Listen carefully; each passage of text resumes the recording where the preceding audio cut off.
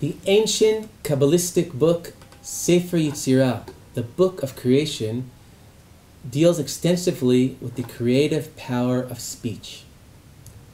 Nevertheless, when Sefer Yetzera lists the three organs of love, speech, the mouth, is not included. The three organs of love, according to Sefer Yetzera, are the heart and the two ears. Sefer Yetzera teaches us that love is listening.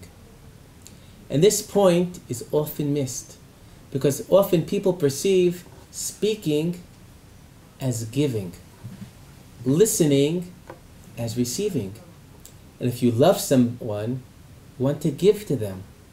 So often a conversation between people who love each other could be filled with a lot of tension, that each person waits impatiently for the other person to finish talking, so now I can have the privilege to give to you by talking to you.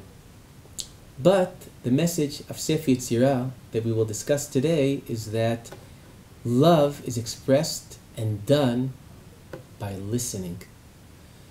First of all, love is expressed by listening, because if you truly love somebody, everything about them you find interesting, you find fascinating. You therefore have the capacity to listen to them. But even more so, the act of listening is the act of love, as I will explain. I once had a student who was recently married, and he approached me and told me, I don't understand what my wife wants from me. Every night, she talks and talks and talks. I listen to her for hours. And you know what she tells me? You never listen to me. And I think to answer the predicament of this student is clearly he and his wife had a different conception of what is listening. Listening is not passive. There are many levels of listening. Listening is very dynamic. The level of listening that we try to achieve, the listening is when you're present.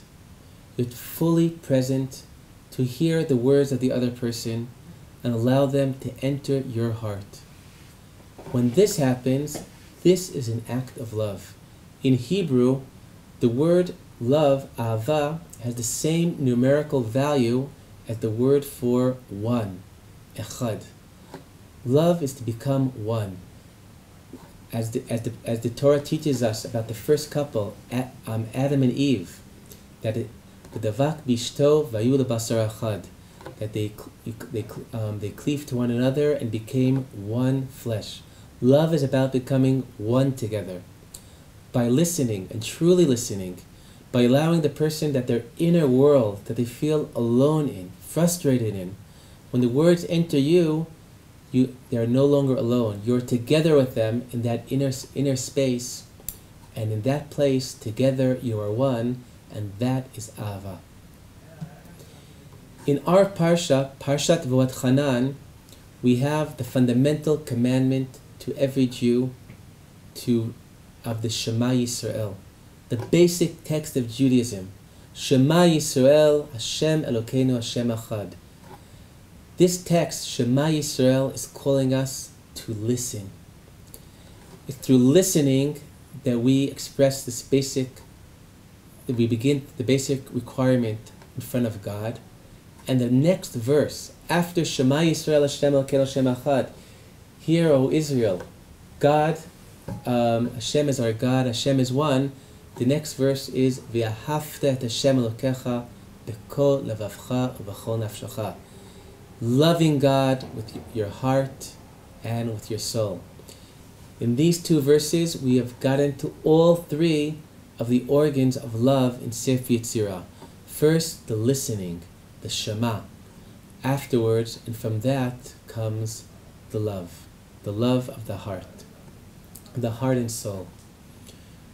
Relating to the Shema Yisrael, I'd like to share with you a story about the impact that these words, Shema Yisrael, had on my dear friend, Rav David Zeller, we've spoken of previously, how Shema Yisrael was the turning point in his life.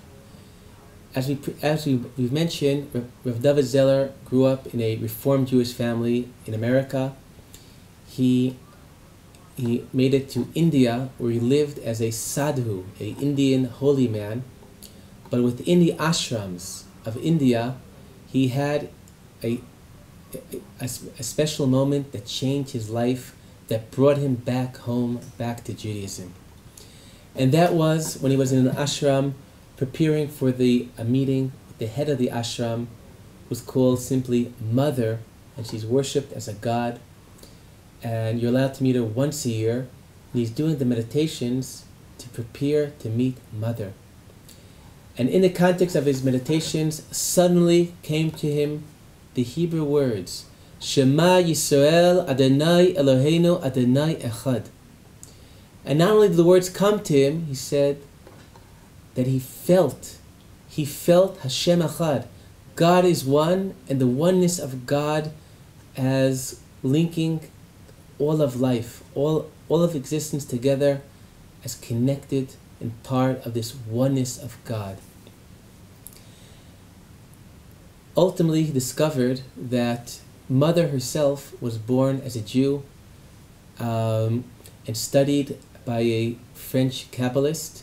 In fact, the symbol of her ashram is a Magen David with a flower inside of it, was the symbol of that French kabbalist. But that Shema Yisrael started a process. He came to Israel, and in Israel he went to hear a shiur of Rav Gedalia Koenig, one of the leaders of the Breslov Hasidim in Israel. And the topic that Rav Gedalia spoke about was about those Jews who somehow they go throughout, they must travel throughout the world, for all the different languages in the world. And based on the teaching of Rabbi Nachman of Breslov, Rav Gedalia continued, they hear all the languages of the world, but suddenly a voice inside of them will come and call to them, and call for them to go home, and that voice will be the words of Shema Yisrael Hashem Elokeinu Hashem Echad. And Zeller realized that this is his story, and continued his process, and ultimately, until his untimely death, he was a rabbi who lived in the city of Efrat in Eretz Yisrael. But this isn't the end of the story. There's these stories Rabbi Zeller tells about in his book, his autobiography.